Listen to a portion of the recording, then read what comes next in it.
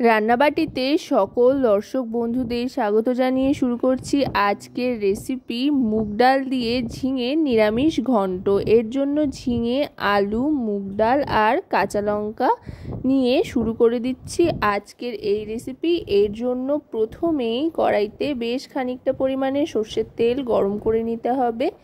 গোটা রান্নাটাই সর্ষের তেলে করব, তাহলে স্বাদে গন্ধে একেবারে অতুলনীয় হবে ঝিঙের এই নিরামিষ রেসিপিটা। যারা ঝিঙে খেতে পছন্দ করে না তারাও কিন্তু খেয়ে নেবে চটপট ঝিঙে এভাবে রান্না করলে। প্রথমেই দিয়ে দিচ্ছি ডুমো ডুমো করে কেটে রাখা আলুর টুকরোগুলো। আলুর টুকরোটা ভালো করে ভেজে নিতে হবে। গ্যাসের ফ্লেমটা মিডিয়াম টু লোতে রেখে আলুগুলো লালচে করে ভেজে নিচ্ছি। দিয়ে দিচ্ছি সামান্য একটু হলুদ গুঁড়ো, এতে করে খুব সুন্দর একটা রং আসবে। আলুটা মোটামুটি ভাজা হয়ে এসছে, এবার আস্তে আস্তে তুলে নেব।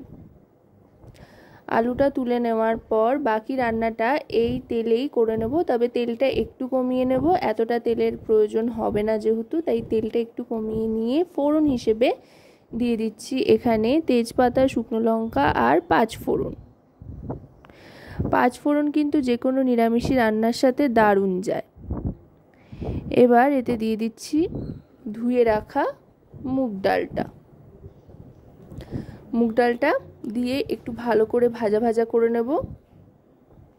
গ্যাসের ফ্লেমটা মিডিয়াম টু লোতে রেখে মুগ ডালটাকে ভাজতে হবে, আর মুগ ডাল দিয়ে কিন্তু অনবরত নাড়তে থাকতে হবে যাতে ভাজা হয় অথচ লালচে রং না ধরে।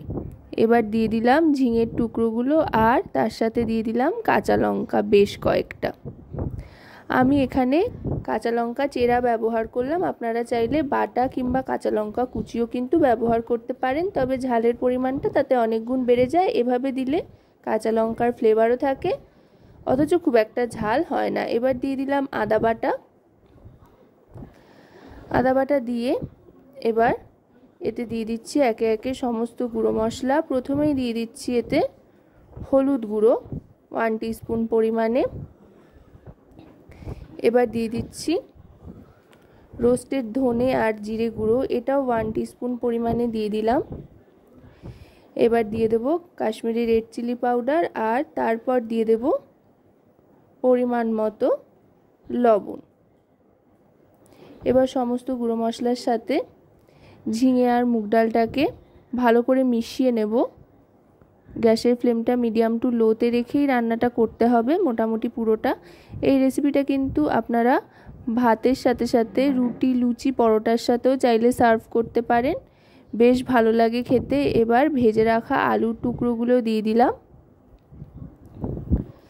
সবটা আরও খানিকক্ষণ রান্না করে নিতে হবে, মোটামুটি 20 থেকে 25 সেকেন্ড মতো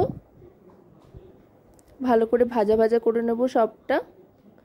সবটা ভাজা ভাজা করে এক ধার করে নিয়ে গ্যাসের ফ্লেমটা লোতে করে দেব।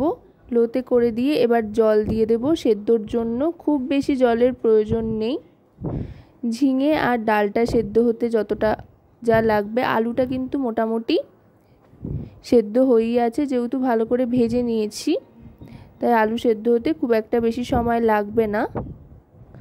এবার গ্যাসের ফ্লেমটা লোতে রেখে সবটা একধার করে নিয়ে ঢাকনা চাপা দিয়ে দেব। মোটামুটি 4 থেকে 5 মিনিট মতো ঢাকনা চাপা দিয়ে রাখলেই কিন্তু চলবে। ঢাকনা চাপা দিয়ে মিনিট 5 মতো অপেক্ষা করে 5 মিনিট বাদে ঢাকনাটা সরিয়ে নিলাম। দেখুন একেবারে কিন্তু রেসিপির রং চেঞ্জ হয়ে গিয়েছে আর দারুণ সুন্দর গন্ধও ছাড়ছে। আলু, ঝিঙে, ডাল সমস্তটাই সেদ্ধ হয়ে গিয়েছে। এবার গ্যাসের ফ্লেমটা মিডিয়ামে করে দিয়ে দেবো এতে চিনি, যেহেতু নিরামিষি রান্না চিনি দিলে দারুণ লাগবে খেতে, বেশ একটা মিষ্টি মিষ্টি ব্যাপার আসবে। আর দিয়ে দিচ্ছি ঘি 1 চামচ পরিমাণে। আর সবশেষে দিয়ে দেব ভাজা মশলা গুঁড়ো। চাইলে এই রেসিপিটা আপনারা ডেসক্রিপশান বক্স থেকে দেখে নিতে পারেন। ভাজা মশলার গুঁড়োর রেসিপিও আমার চ্যানেলে রয়েছে, আমি লিঙ্কটা ডেসক্রিপশান বক্সে দিয়ে দেবো। এবার ভালো করে মিশিয়ে নিয়ে সার্ভ করে দেব।